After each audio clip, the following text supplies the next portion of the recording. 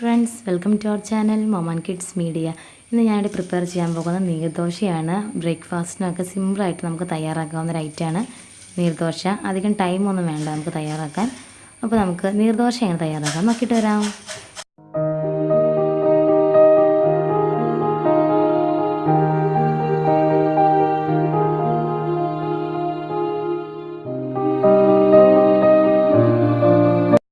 അപ്പോൾ നമുക്ക് നീർദോശ തയ്യാറാക്കാം. ഞാൻ ബൗൾ എടുത്തു, അത് 2 ഗ്ലാസ് വറുത്ത പൊടിയാട്ടോ ഞാൻ എടുത്തിരിക്കുന്നത്. പിന്നെ അതിലേക്ക് ഉപ്പ് ഇടണം, എന്നിട്ട് വെള്ളം അങ്ങനെ ഒഴിച്ചൊഴിച്ച് നല്ല ലൂസാക്കി എടുക്കണം. പക്ഷെ നമ്മൾ ആദ്യം കുറേശ്ശെ വെള്ളം ഒഴിക്കണം, കാരണം അത് കട്ട പിടിക്കുമല്ലെങ്കിൽ കേട്ടോ. അപ്പോൾ നമ്മൾ അതിലേക്ക് 2 ഗ്ലാസ് പൊടി ഇടുക ഫസ്റ്റ്, എന്നിട്ട് വെള്ളം ഒഴിച്ച് സെറ്റാക്കുക.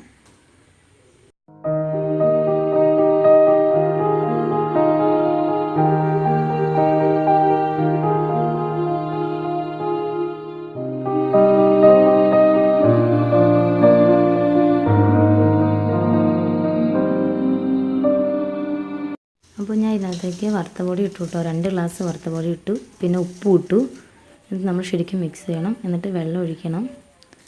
കുറേശ്ശെ വെള്ളം ഒഴിച്ചിട്ട് നമ്മൾ ശരിക്കും ഈ അപ്പത്തിന് കുഴക്കത്തില്ലേ, അതുപോലെ നമ്മൾ കുഴച്ചെടുത്തിട്ട് നല്ലതായിട്ട് വെള്ളം ഒഴിച്ച് ലൂസാക്കി എടുക്കണം. എന്നിട്ട് ഞാൻ കാണിച്ചു തരാം.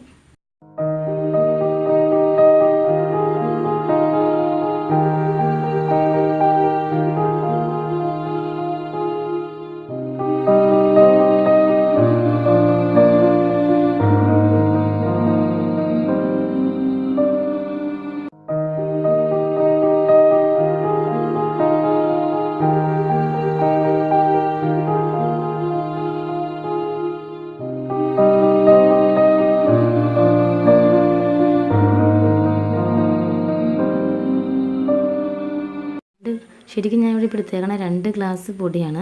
ഇത് ശരിക്കും പറഞ്ഞാൽ 4 ഗ്ലാസ്സിൽ 4 ഗ്ലാസ് കൂടുതൽ വെള്ളം ആവശ്യമായിട്ട് വരും കേട്ടോ, നന്നായിട്ട് ലൂസാക്കി എടുക്കാൻ. പിന്നെ എന്ന് വെച്ചാൽ നമുക്കിത് വേണമെങ്കിൽ ഒരുപാട് ലൂസ് വേണമെങ്കിൽ നമുക്ക് അതനുസരിച്ച് വെള്ളത്തിൻ്റെ അളവ് മെയിൻറ്റെയിൻ ചെയ്തെടുക്കാൻ പറ്റും കേട്ടോ.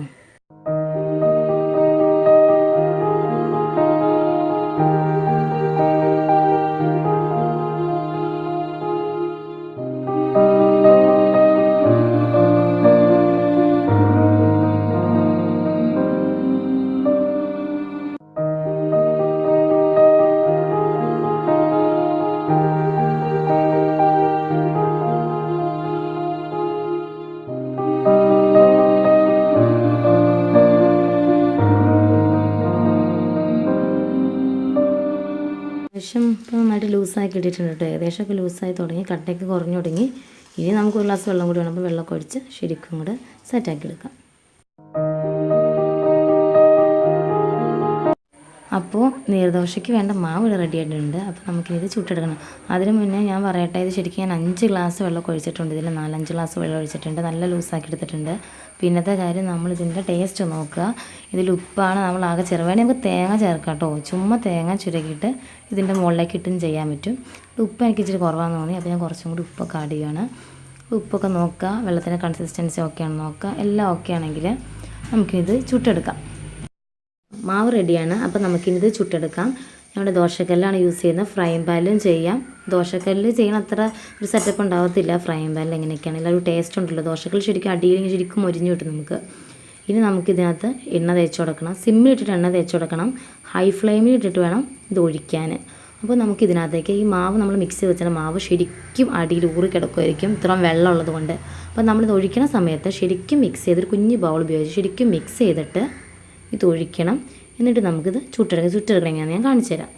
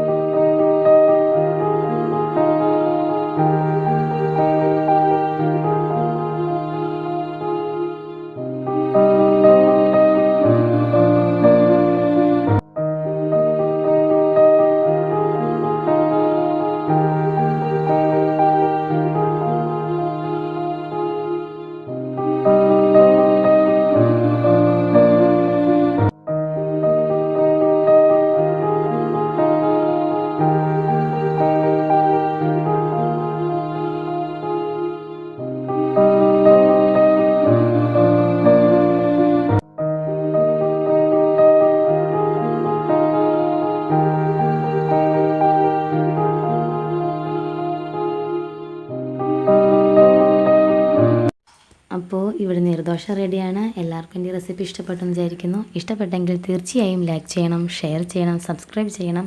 പിന്നെ നിങ്ങളുടെ ഫീഡ്ബാക്ക് കമൻറ്റുമായി അറിയിക്കണം. അപ്പോൾ അടുത്ത വീഡിയോ ആയിട്ട് നമുക്ക് വീണ്ടും കാണുന്നവരേക്കും താങ്ക് യു.